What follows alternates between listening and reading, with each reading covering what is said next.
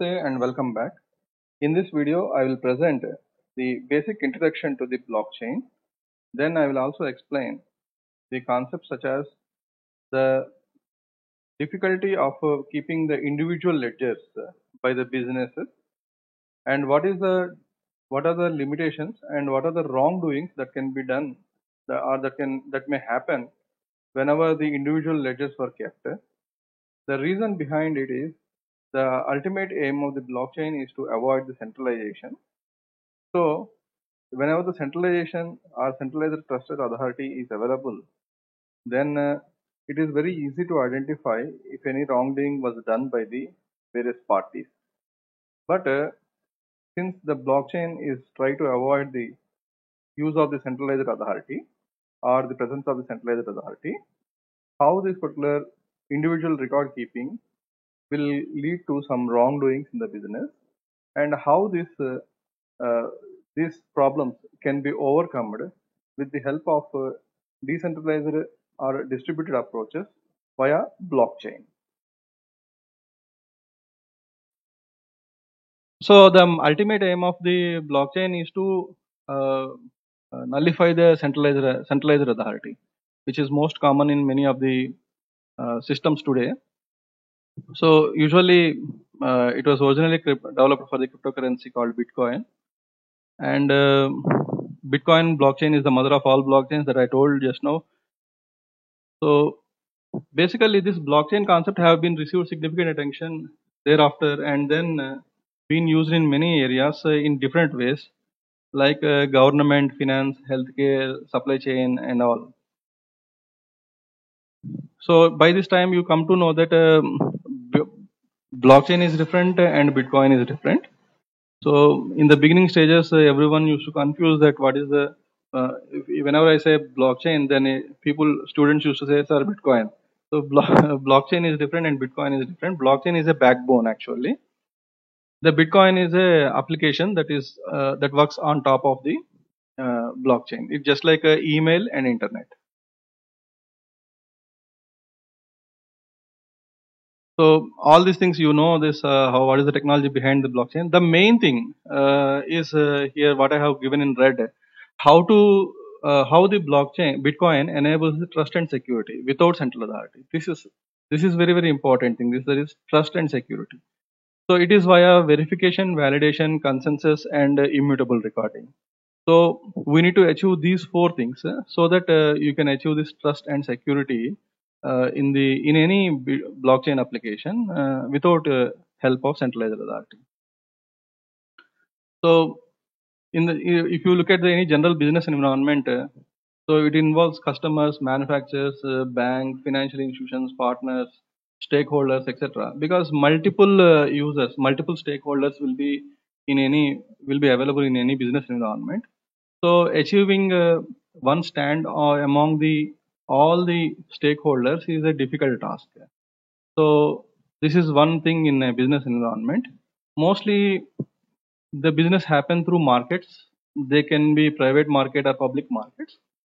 So that means this particular business will happen only with the help of or via the exchange of assets like goods and services across the business contracts or transactions.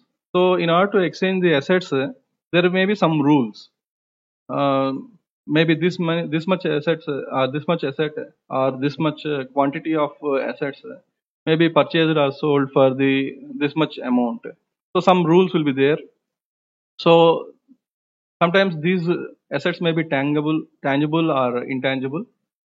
In addition, cash is also an asset with anonymity property. The reason is here to have a business and to conduct a business. Obviously, asset exchange will be there, and at the same time, cash flow will also be there. So the assets may be tangible or intangible. Sometimes bonds, patents, or e-books, these kind of things are kind of assets, and house, car, and these kind of all the tangible assets. So here, these are the concepts I can say these are not concepts. These are the I can say keywords or terms that is mostly used in the blockchain literature. Movement of assets across various entities in a business network are recorded into a ledger. So ledger is one which will keep track of the transactions.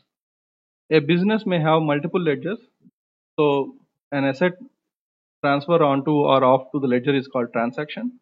If a transaction happen via condition, then it's said to be contract. So the conditions may be like this.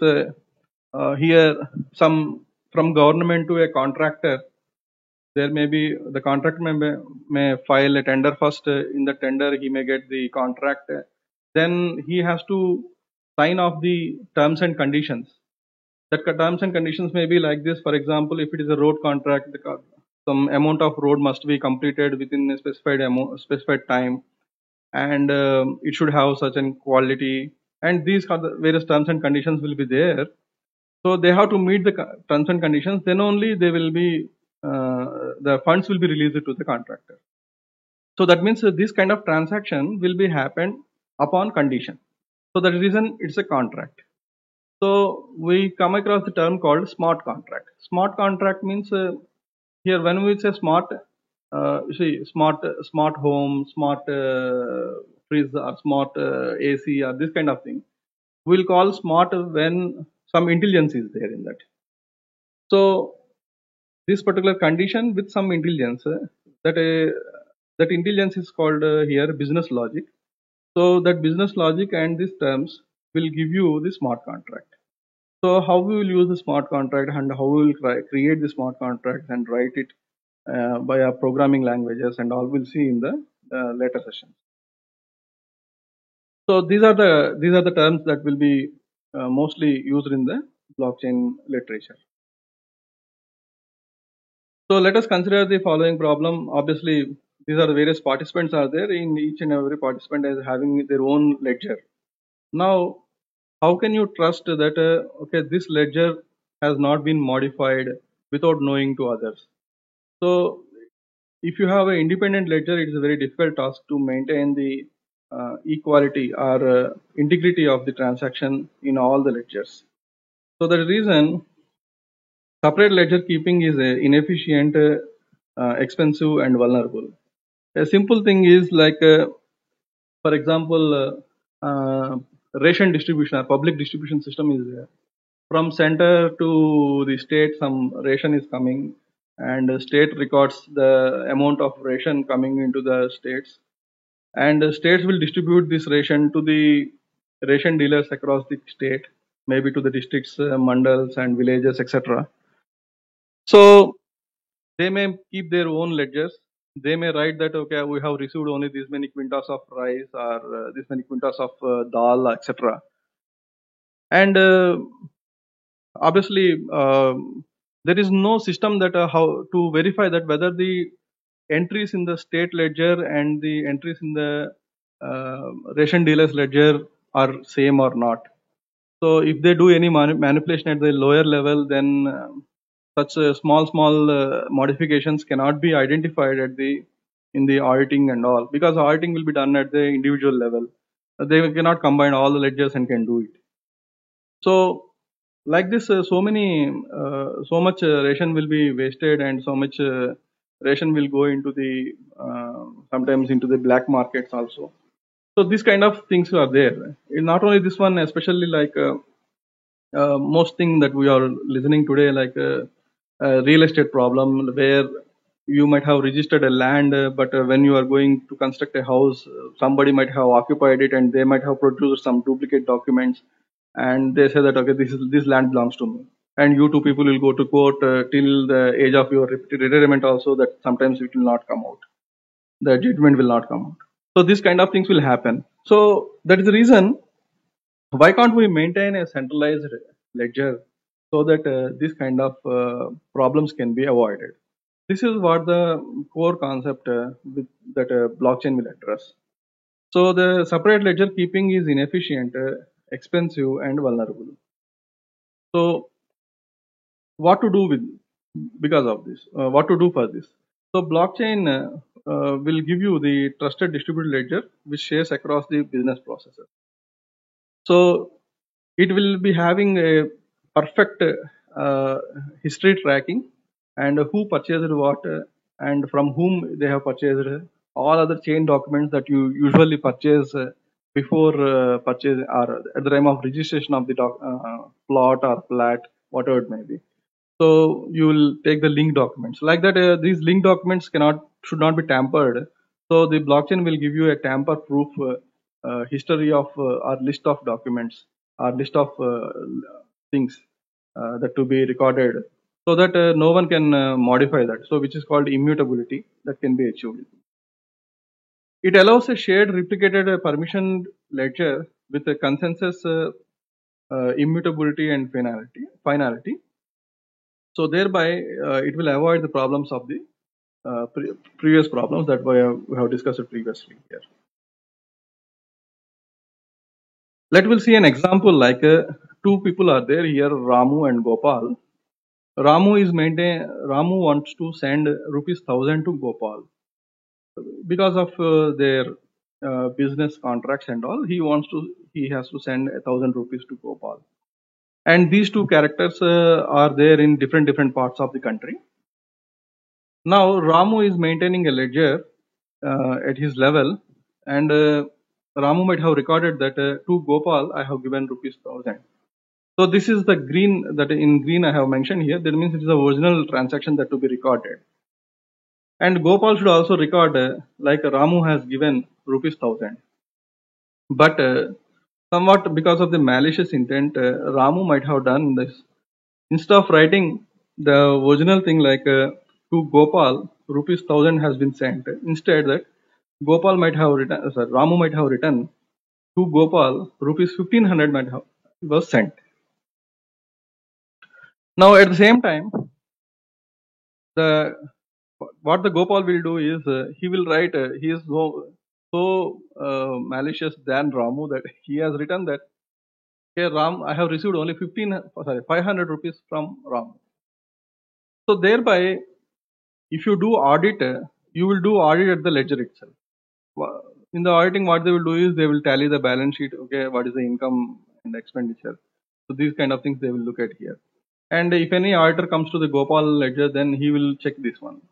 Okay, how to combine these two and see this? It's very difficult. If you have a centralized authority, then centralized authority will take care of. But in a decentralized approach, this is somewhat difficult task. So that is the reason. But actually, the transaction happened is Ramu to Gopal rupees 1,000. What it will do is in the decentralized environment, especially when the blockchain is applicable. So this transaction will be distributed to several other peers in the environment, such as Krishna, Paras, and Radha. So they will be receiving this particular transaction. So this transaction will be verified by the participants or peer nodes in the system, and these peer nodes will come to a consensus that okay, this particular transaction is a valid transaction. Then this particular transaction will be committed and included into a block. So that block will be arranged in a chain fashion that I will discuss afterwards. So thereby it will become blockchain. So in order to do this, these peer nodes has to undergo these four things to maintain the trust and security. First one is transaction verification, that is identity and key verification. So whether the this Ramu is a character of original identity or not. Okay, in order to do that, they will verify the key of the Ramu. So what is this key and all that will achieve with the help of the cryptography concept, that is with the help of public key cryptography. I will discuss afterwards what is this public cryptography and how it will be used. Next one is whether really Ramu has sent the amount rupees 1,000 to Gopal or not. This is the transaction validation. This will be done with the help of signature, because in the later time Ramu should not deny that I have not sent the rupees 1,000. So that means the sender should not deny that he has not made the transaction. So For this, a beautiful thing that we'll use is signature verification concept, which is a property of which will ensure the property of a cryptography that is called non-repudiation. That I will discuss afterwards. Next one is once these two are over, now the decision is in the MOE will be left to the peers, and the peers has to reach to the consensus. So for this, they need to execute one consensus protocol. This consensus protocol may be the Bitcoin's consensus protocol, such as proof of work, or maybe proof of stake, or proof of elapsed time, or many other proof consensus algorithms are there, or Byzantine consensus algorithms. Like that, so many other consensus algorithms are there. So they may use any one of the consensus algorithm depending upon the blockchain platform. Next one is once they reach to a consensus, this particular transaction will be included into a block, and the block should be created and added to the chain of blocks so that it should create a immutable ledger. Immutable means you cannot change once you insert into the blockchain. So this is creating of immutable ledger. This is called block creation. Okay. So these are the four things that will be ensured in order to maintain the trust and security in the blockchain. I hope you might have come to know the general working procedure of the blockchain. In order to achieve these four things, we need to focus on the blockchain foundations. Especially these blockchain foundations are three things: networking, cryptography, and data structures. These are the three main pillars of the blockchain. So here networking means here centralized networks, decentralized networks, distributed networks, peer-to-peer networks. So we are not focusing on centralized networks because the blockchain was made especially to decentralized approach. So in which we have peer-to-peer networks. So this we are going to mainly focus on the peer-to-peer networks. Peer-to-peer networks means everyone has self-sufficiency. They won't depend on any other thing. But whenever they want, they can join together and work towards one. They can exchange the resources, or they can work towards others. And whenever they want, they can leave the network. This is what they call peer-to-peer networks. Now, assume that Ramu, Gopal, Krishna, Paras, and Radha are using a business application where blockchain is used. That blockchain application is a business application. Business application is on the top of the blockchain. So Ramu, Gopal, Krishna, Paras, and Radha, all these people are using the application. That means they are using the application just like a BitTorrent protocol. So whenever all these characters or all these users come into the online, then automatically the Krishna will come to know that who are the other users available in the network, and at the same time Paras will also come to know that who are the other users available in the network. So like that, everyone will know that who are others available in the network. Okay. So thereby, if anyone has done the transaction, like Ramu has sent the ₹1,000 to Gopal, then this particular transaction with some transaction number and some integrity value of this transaction, this entire record will be simply flooded over the entire network. So whenever it is flooded, everyone will receive this particular transaction. So in this way, because of the peer-to-peer nature of the blockchain application, this particular transaction will be received by everyone. And in this, two categories will be there in the blockchain applications. One is full clients, and another is normal clients. Full clients will receive these transactions. Normal clients will not receive the transaction. Okay. So if you are a full client, then only you will receive all the transactions. But if you are a normal client, you will receive only blocks. Okay. This is the difference between the full client and normal clients. I hope by this time you come to know how this particular Ramu to Gopal rupees 1000 has been spreaded over the entire network because of the peer-to-peer nature. And since everyone people know that who are others available in the network, because they don't know, as Krishna knows that like Ramu and Gopal is there, they don't know the original name.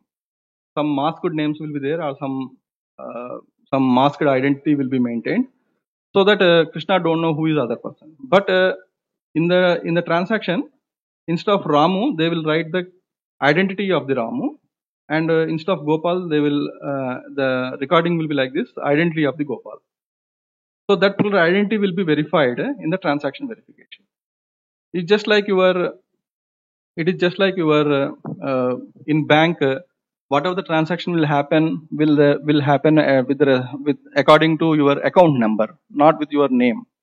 Mostly with account number and IFSC code is enough for the transaction. Name you can give in a short form or whatever it may be. So in the same way, whatever the name it may be, there will be an identity called some account number. From this account number to this account number, this much amount was sent. So this account number is the identity of the Ramu, and Gopal's account number is the identity of the Gopal. This particular identity verification and key verification will be done in the transaction verification. Okay, whether really Ramu has sent the rupees 1000 to Gopal or not, that is the validation. Okay, so that will be done in the validation phase. And once these first two stages are cleared, then these peer nodes will reach the consensus with the help of any consensus protocol. Once the consensus protocol is also successful, then they will create an immutable ledger and will create the block. Once the block is created, that block will also be flooded over the entire network. Please remember that block will be flooded over the entire network. So whoever the peers are using the same blockchain application will receive that particular block. Okay, who will receive that? Both the full clients and normal clients, both will receive the block. But transactions, who will receive? Only full clients will receive. Okay, so this is what the difference. So this is the networking part. Next is cryptography part. Whatever the 4 steps are there, in that first 2 steps, that is encryption, decryption, hashing, and digital signature, will give us a verification of the first 2 steps. Especially encryption will give you the privacy, and encryption and decryption will give you the privacy concept. And next, hashing will maintain the integrity. Digital signatures will ensure the non-repudiation property. In order to maintain these 4 properties or 4 functionalities, recall the previous lectures where we have discussed the networking concepts, cryptography, and the simple data structures concepts. So these 3 blockchain foundations will help here in order to ensure these 4 things.